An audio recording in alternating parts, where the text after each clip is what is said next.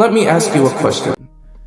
Who looked at Jake Paul's boxing journey, looked at Anthony Joshua's resume, and said, yeah, that makes sense?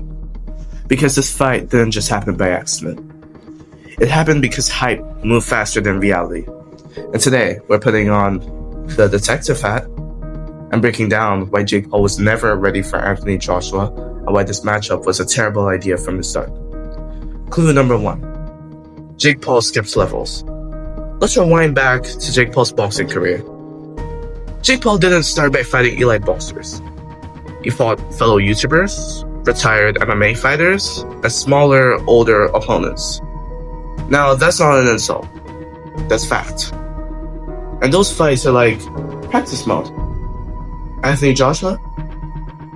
That man has been fighting on hard mode since day 1. And you don't go from sparring level competition straight into the ring with a former heavyweight world champion. It's like learning to drive yesterday and entering Formula 1 today. Confidence doesn't replace experience. Clue number 2. Weight classes exist for a reason, guys. Now this is where things get dangerous. Anthony Joshua is a natural heavyweight. He's built like one. He hits like one. He's trained like one for years. Even if Jake bulks up, lifts weight, eats more, that doesn't turn you into a lifelong heavyweight. In boxing, weight isn't just size. It's punch resistance, power transfer, durability, survival under pressure. And skipping weight classes is how fighters get hurt, guys. So remember that. And this fight ignored one of boxing's oldest rules. You don't jump into heavyweight legends unprepared. Jabbed Joshua. One of only 4 jabs connected by Jake Paul. Paul 3 of 5 in round 3. Joshua 7 of 25. There's a jab from Joshua that pops Paul's head back. Paul looking to land the overhand right. He's against the ropes and Joshua just leaning in on him. Clue number 3. Jake Paul was still learning. Here's the uncomfortable truth. Jake Paul is still developing as a boxer. That's not shame, that's reality. He's still learning, and head movements under real pressure, how to survive elite power, how to adjust mid-fight. Anthony Joshua already learned those lessons the hard way, against champions.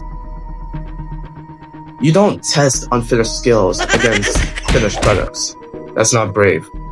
That's reckless matchmaking. Clue number 4.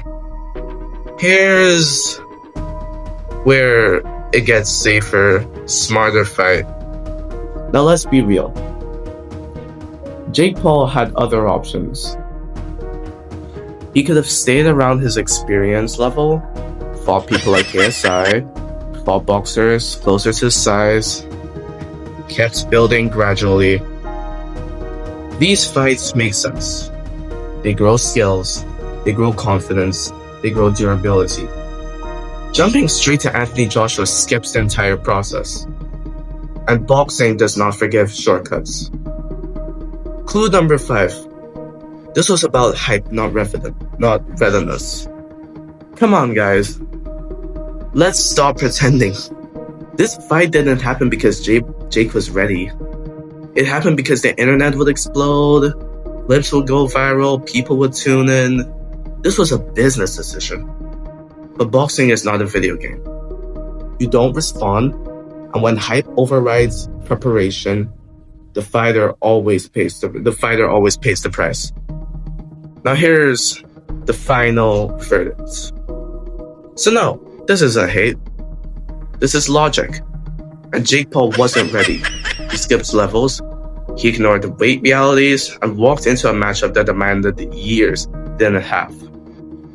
Anthony Joshua didn't even need to prove anything. Jake Paul did. And this wasn't the way some fights look exciting.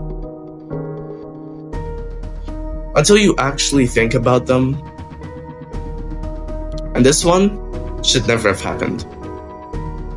Now, do you think Jake Paul jumped too far, too fast, or do you think this was inevitable? Let me know. Peace.